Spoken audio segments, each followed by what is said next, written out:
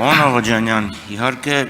այս հարցը կարգավորման խնդիր ունի, որտեղ այս տարի փետրվարին հիշում եք, որ տարին մի օր ջուն եկավ, քաղաքապետարանը մեղադրեց ապահովագրականներին, ապահովագրականները քաղաքապետարանին, ու դու էլ որ քշում ես, տեսնում ես, երկու մեքենա Բաղրամյանի վրա իրար մի քիչ չանգրել են, խցանումը հասնում է մինչև Քանաքեռ։ Բայց մի հատ բան ելույթի մեջ մի նախադասություն ասիկ, այնպիսի վնաս, որի դեպքում շահագործումը արգելվում է եւ այլն։ Հիմա միջին վարորդը ինչպես պետք է իմանա, արգելվում է թե չի արգելվում։ Մի քանի տարի առաջ վթար եղավ, զանգել եմ ապահովագրական, ասում եմ վթարը 150,000 դրամից ավել է թե չէ։ Ասում եմ ես վերջին անգամ մի 10 տարի առաջ եմ տարել մեքենան սարքելու, այսօր ինչ արժի գաղափար չունեմ, արի նայի։ Այսինքն այն մեկը, որպեսզի տեղից չվեր կենար, չգար, իր արևին խելոք բան ասում, դե դու մի հատ գնահատի։ Հիմա այս պարագայում մի քիչ ավելի լուրջ է, որտեղ օրենք է խախտվում, խախտման ռիսկ կա, այսինքն միջին վարորդը ստեղ մեր մոտ նստածներից մեքենայա խփել է, բայց ինչ իմանա 50 մետր քշի հետո ինչ կլինի, ստուգման մեխանիզմ կա թե չէ, շնորհակալություն։ Շնորհակալ եմ պարոն Խաչատրյան հարցի համար, ստուգման մեխանիզմ ըստ էության չկա, որովհետև այդ գնահատականը պետք է վարորդների իրենք ստուգման մեխանիզմ տեղում իհարկե հնարավոր չի ունենալ, հաշվի առնելով, որ ոչ բոլոր վարորդներն են այդ համապատասխան ոլորտի մասնագետները,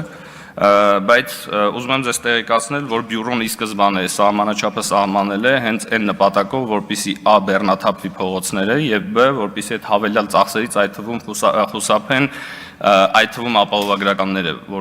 որպեսզի այսինքն այդ հաշվարկը երբ արվել է, մինչև կգան, մինչև այդ ամեն ինչը կգնահատեն, համապատասխան աշխատող պետքա դրանով զբաղվի եւ այլ, եւ այն ժամանակ այդ ծառայությունը կոպիտ ասած գնահատվել է ավել, քան Երևանում 200,000, Երևանից դուրս 100,000։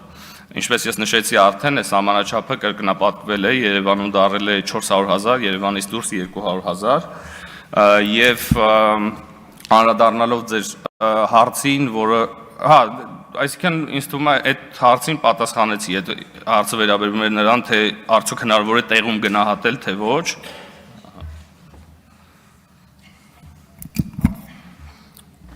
Չէ, այդ այսօր ուղղակի օրինակ բերեցի, այն մարդն ասում 150,000 եմ, ասեմ ես չգիտեմ, արի նայի։ Հիմա խնդիրն ինչ է, արհեստական խցանում ստեղծելու համատեքստում է հարցը ստրվում։ Դուք ասում եք մեքենան պետք է հեռացնես, եթե այնպիսի վթար, այնպիսի վնաս չկա, որի դեպքում արգելվում է շահագործել։ Այսինքն միջին վարորդը ինքը տեսնում է, որ մեքենան խփած է։ Ինչ որ մի հատ հեղուկ է հոսում, չգիտի դա անտիֆրիզ է, յուղ է, ջուր է,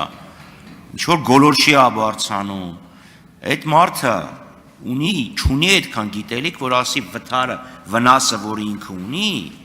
արդյոք դա դեպքում թույլատրվում է շահագործել, թե չէ։ Եվ իր մոտ գնում է դեպի ավելի ապահով գործունեության ընտրությունը։ Այսինքն չքաշեմ, թող գան տեսնեն շահագործելու իրավունք ունեմ, թե չունեմ։ Այս պարագայում ձեր օրենսդրական նախաձեռնությունը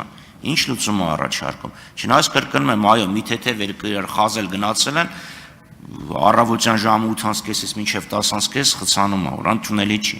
Բայց խնդիր կա, որը իմ կարծիքով կամ միգուցե ես լավ չհասկացա, եթե բացատրեիք ավելի լավ կա։ Տեսեք, պարոն Խաչատրյան, ուրեմն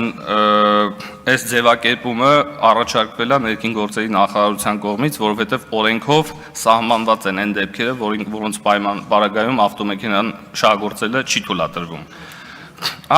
Ես ասում եմ, որ օրենքով դա նախատեսված է։ Երկրորդը, քանի որ բովանդակային առումով այս օրենքը ըստ էության առնչվում է ձեր կողմից նշված այդ փոքր խազերին, այդ դեպքերում ձեր կողմից նշած դեպքերը վերաբերելի չեն։ Այսինքն, երբ որ բախումը կամ վթարը այն աստիճանի ուժգին կլինի, որի արդյունքում ինչ որ բաներ պետքա դուրս թռնեն ավտոյից, ծուխ գնա բան, եւ այլ, բնականաբար այն դեպքերը չեն, որը քննարկման առարկա է։ Եվ ուզում եմ նաեւ տեղեկացնել, որ բարեբախտաբար այս դեպքերը իրենցից կազմում են մոտավորապես 80-ից ավել տոկոս դեպքերը ընդհանուր վթարների, ինչը վստահաբար էական փոփոխություն կստեղծի այս օրենքի ընդունումից հետո։